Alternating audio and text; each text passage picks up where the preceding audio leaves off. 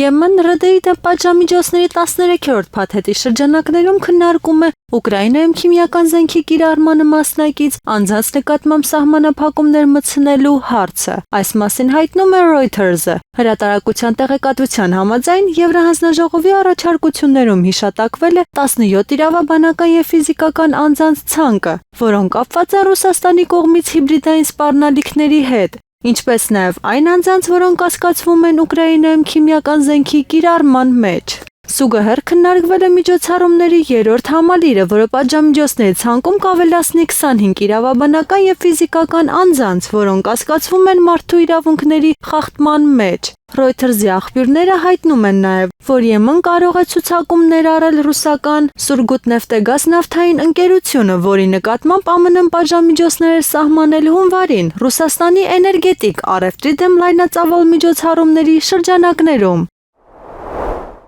ՌԴ-ն չափազանց մեծ պայմաններ է առաջ քաշում Ուկրաինայի հակամարտության կարգավորման բանակցություններում, հայտարարել է ԱՄՆ փոխնախագահ Ջեյ Դի Վենսը, նրա խոսքերը փոխանցում է Politico-ն։ Ռուսներն առաջ են քաշում որոշակի պահանջներ, որոշակի զիջումներ, որպեսզի վերջ դնեն հակամարտությանը։ Մենք կարծում ենք, որ դրանք չափազանց շատ են պահանջում, ասել է Վենսը։ Միևնույն ժամանակ ԱՄՆ փոխնախագահն ընդգծել է, որ Ռուսաստանը հետաքրքրված է խաղաղությամբ։ Նրա խոսքով, ներկայումս Վաշինգտոնը փորձում է 30-օրյա զինադադարի գաղափարից հեռանալ դեպի հակամարտության երկարաժամկետ կարգավորում։ Խնդիրների թվում նա նշել է նաև Մոսկվայի և Կիևի միջև ուղիղ բանակցություններին անցումը։ Վենսը նշել է, որ ամերիկյան կողմը կցանկանար, որ ռուսներն ու ուկրաինացիները իսկապես պայմանավորվեին որոշ հիմնական սկզբունքների շուրջ, ինչպես նստել և խոսել միմյանց հետ։ Սա հաջորդ կարևոր քայլն է, որը մենք կցանկանայինք ձեռնարկել, եզրափակել է փոխնախագահն։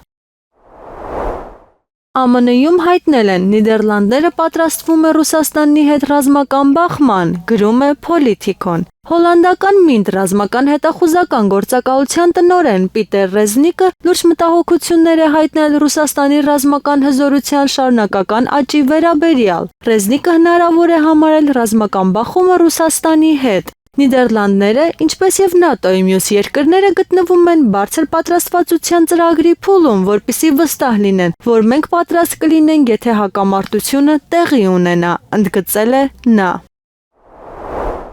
Հնդկաստանի արտաքին գործերի նախարար Սուբրամանյան Ջայշանկարը հայտարարել է, որ Նյու Դելհին մտադիր չէ ստրել Իսլամաբադի հետ հակամարտությունը։ Մեր մտադրությունների մեջ չի մտնում իրավիճակի սրումը, ընդգծել է նախարարը։ Ընդ որում նա նշել է, որ եթե Հնդկաստանի վրա ռազմական հարձակում իրականացվի, ոչ մի կասկած չպետք է լինի, որ դրան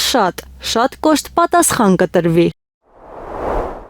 Սերբիայի նախագահ Ալեքսանդր Վուչիչը հայտարարել է, որ իր այցը Բելգրադի համար կարևոր է նաև ռացիոնալ պատճառներով, քանի որ պատրաստվում է Ռուսաստանի նախագահ Վլադիմիր Պուտինի հետ քննարկել գազի մատակարարումները և ընդհանուր առմամբ երկկողմ հարաբերությունների զարգացումը։ Ես հպարտ եմ, որ Սերբիայի նախագահն եմ և կարող եմ ներկա գտնվել ֆաշիզմի դեմ պայքարի տոնակատարությանը, քանի որ եթե որևէ մեկն իրավունք ունի հպարտանալ այդ պայքարով, ապա դա սերբ ժողովուրդն է, ասել է Վուչիչը։ Սերբիա առաջնորդը նշել է, որ Պուտինին խոստացել է ներկա գտնվել մայիսի 9-ի հաղթանակի շքերթին, ինչպես նաև իր մտադրությունների մասին հայտնել է եվրոպական իշխանություններին։ Ինչ վերաբերում է Մոսկվայցի վերաբերյալ նրանց կողմից ճնշումներին, Վուչիչը կարծում է, որ եթե դուք ազատ եք, ինքնիշխան և անկախ, դուք ոչ ոքի դուրը չեք գա։ Ես վստահ եմ, որ կլինեն հետևանքներ և հետևանքներ կլինեն նախ և առաջ ինձ համար։ Ես ինձ վրա կվերցնեմ պատիժը և կխնդրեմ չպատժել ամբողջ երկիրը, ընդգծել է